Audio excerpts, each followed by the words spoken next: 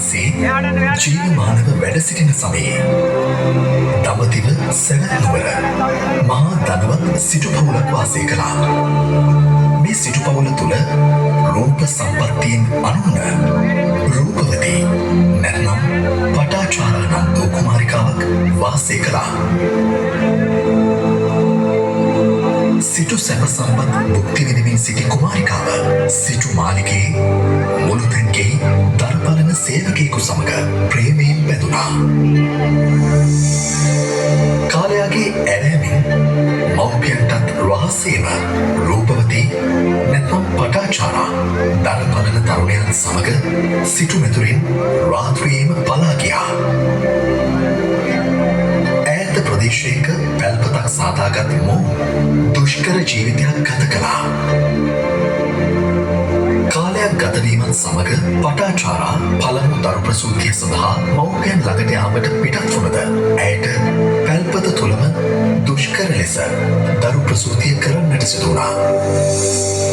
කාලයාගේ ඇවෑමෙන් දෙවන වතාවෙහිද දෙවන දරු ප්‍රසූතිය සඳහා සැවැත් නුවර තම මව්පියන් කරා යෑමට අදහස් කරමින් ස්වාමියාත් දරුවත් සමග ඇය සැවැත් නුවරට යාමට පිටත් වුණා. දහවල ගෙවී අවසන් වී රාත්‍රිය උදා වුණා. එය අඳුරු බිහිසුණු රාත්‍රියක්. අහස කුකුරා මහ වැසි වසින්නට වුණා.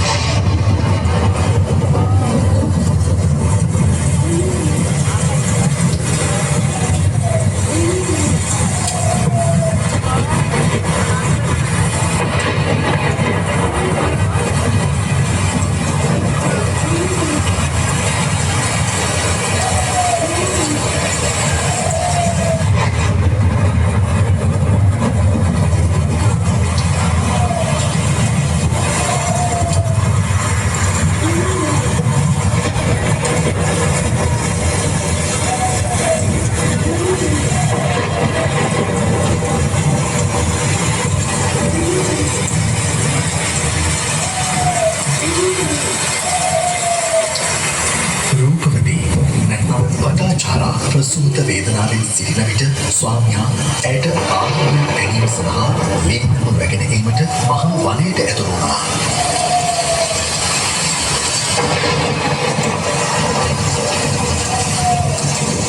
වනය තුළ ඇති තුමසක සිටි නාගයෙකු ස්වාමියාට දෂ්ට කිරීම නිසා ඔහු සිහිසුන්ව ඇද වැටුණා.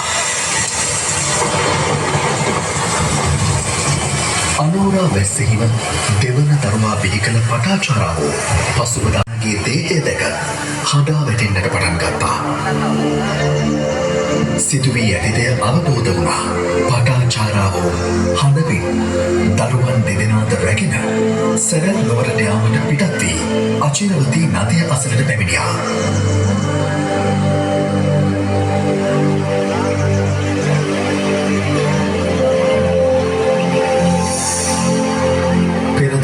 වැස්සෙන් දෙගොඩ තලා යන අචිරවතී නදියේ දරුවන් දෙදෙනාම රැගෙන එකවර යා නොහැකි නිසා වැඩිමහල් දරුවා මෙගොඩ තියා අලුත උපන් දරුවා ගඟෙන් එතර කර ගම් ඉහුර මත තැබුවා.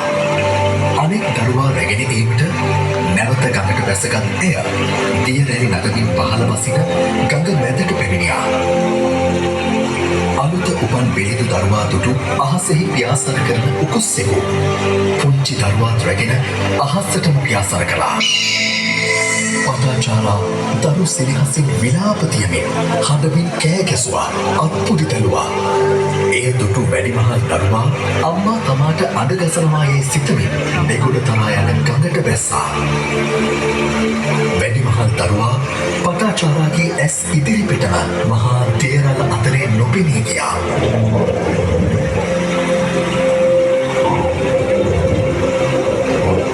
දරු දෙදෙනා ස්වාමියාත් අහිමිව උමතුණු පටාචාරා හඬමින් සැවැත් නුවර දෙසට දිව ගියා. ඇය නුවර වැසි පුරවැසියන්ගෙන් මව්පියන් ගැන විමසද්දී පෙර දින රාත්‍රියේ මහා වර්ෂාවත් සමග ඇති වූ අකුරු නිසා ගසක් කඩා වැටි තම මව්පියනුත් සොහොයුරත් මියගිය බව කියා සිටියා. ඒ අසල ජිම්මෙන් දැවෙන දරු සෑයක ඔවුන්ගේ සිරුරු දැවෙමින් තිබුණා. ස්වාමියාත් දරු දෙදෙනාත් මව්පියනුත් අහිමි වූ පටාචාරාව ඔබතුවෙන් නගරේ වීදි පුරා දිව යන්නට වුණා. නිරුවතින් ඇය වීදි පුරා දිව යන විට මිනිසුන් අපහාස කර ගල්කසා ඇය පවුනා දැමුවා. මේ අතර සැවැත් නුවර දෙවුරම් බෙහිරේ දම්සභා මණ්ඩපයේ අප මහා ගෞතම බුදුරජාණන් වහන්සේ ධර්මය දේශනා කරමින් සිටියා. උමතුවෙන් දෙවුරම් බෙහෙරට පැමිණි පටාචාරා බුදුරජාණන් වහන්සේ ඉදිරියට පැමිණියා. සියලු කාරණා මනා නුවණින් දුටු බුදුරජාණන් වහන්සේ ඇයට ධර්මය දේශනා කරන විට ඇය පියවි සිහිය ලැබුවා. ජීවිතයේ ඇති යථා ස්වභාවයත් අනියත බවත් ධර්මය තුළින්ම වටහාගත් පටාචාරාව ගෞතම බුදුසසුනේ පැවිදි බව ලබා උතුම් අරිහත් ඵලය සාක්ෂාත් කරගත්තා. එමෙන්ම ගෞතම බුදුසසුනේ විනයධර භික්ෂුණීන් වහන්සේලා අතර අගතනතුරු ලබන්නත් පටාචාරා රහත් මෙහෙණින් වහන්සේ භාග්‍යවන්ත වුණා.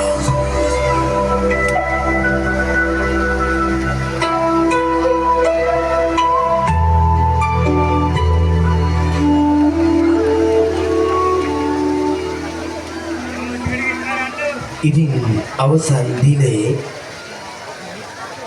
මේ සුවිසල් කොටිය තුළට